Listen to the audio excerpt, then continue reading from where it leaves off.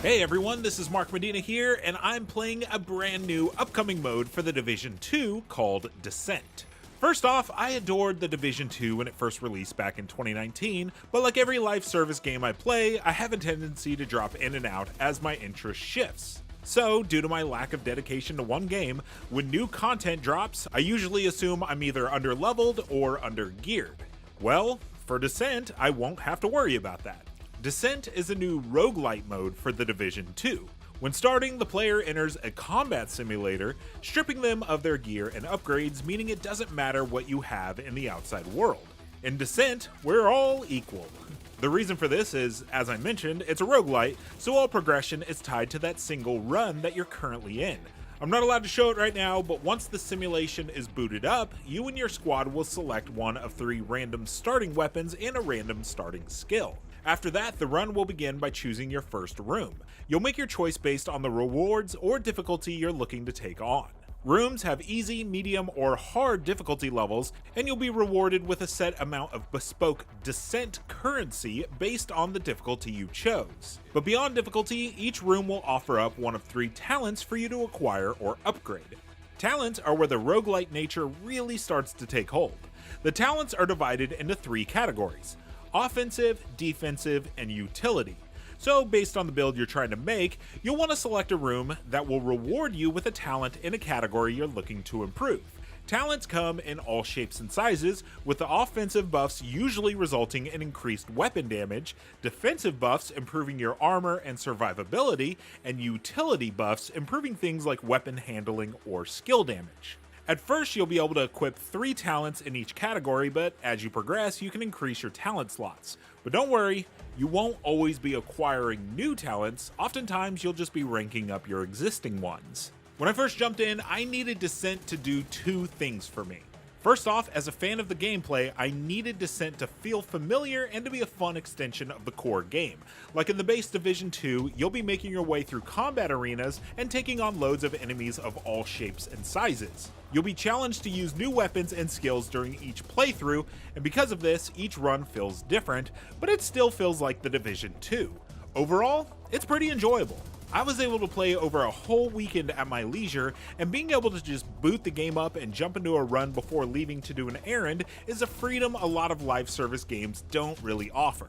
Aside from that, on a rare night when I'm able to get my friend group together, I can see us spending the evening seeing how far we can get in Descent, free from the shackles of caring if someone in the group is at a higher level than the rest of us, has a much higher gear score, or is just in a different spot in the story.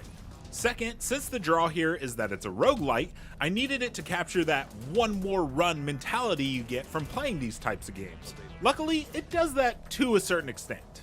Every time I died, I felt the urge to jump back in to see what sort of weapon I'd get next, and what sort of talents I'd be offered along the way to see what crazy build I was able to set up next. Setting fire traps for unsuspecting enemies never gets old, and unlocking a weapon ability that allowed my gun to never have to reload and upgrading my armor several ranks made me feel like an unstoppable tank.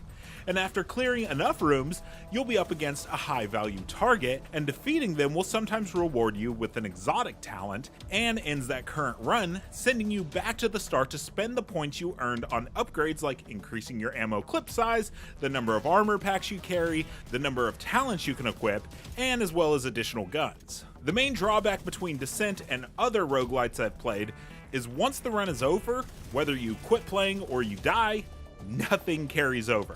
So every time you start a new round of Descent, you're starting from absolute scratch, which is kind of a bummer. I'd actually like to see a version where you're able to make permanent upgrades, like unlocking more powerful weapons that have a chance to appear in your starting arsenal, or better talents, which is akin to something you'd see in something like Dead Cells or Hades. Still, if you're looking for a simple way to jump back into the Division 2, either solo or with a match-made group, Descent does have some fun to offer. Between not having to worry about my gear level or progression, Descent is a hassle-free way to enjoy the stellar combat system that the Division 2 has to offer. I just can't say for how long, however. While being given the chance to make meaningful, long-lasting changes to your Descent character would somewhat betray the drop-in, drop-out nature of this mode, having no real progression does mean that you're just playing until you get bored, which I imagine won't take incredibly long. but still, it's worth a look if you've been itching to jump back into The Division 2. For more on Descent, I'm going to let the gameplay play out a bit longer without me talking over it so you can get a feel for how this mode plays.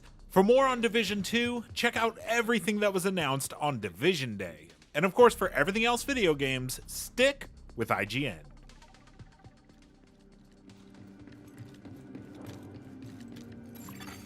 Hostile construction initiated.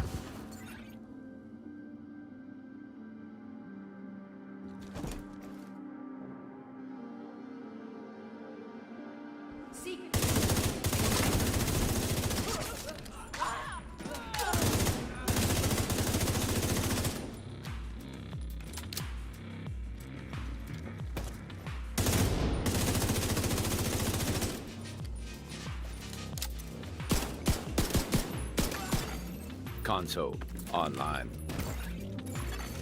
Supply.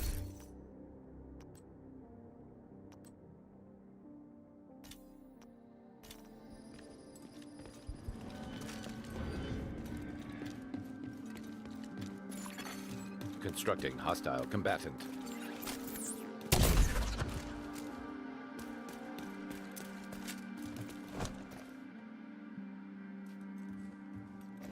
Neutralize all targets.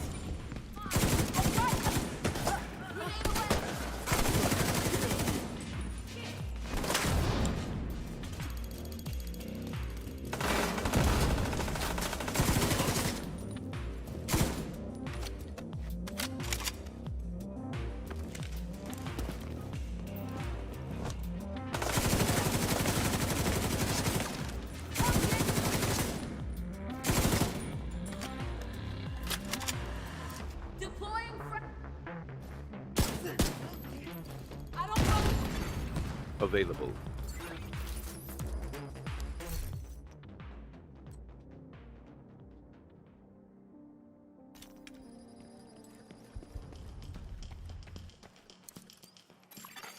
Entering new room.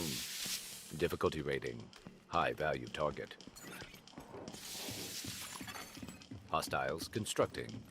Hostiles spawn from highlighted doors.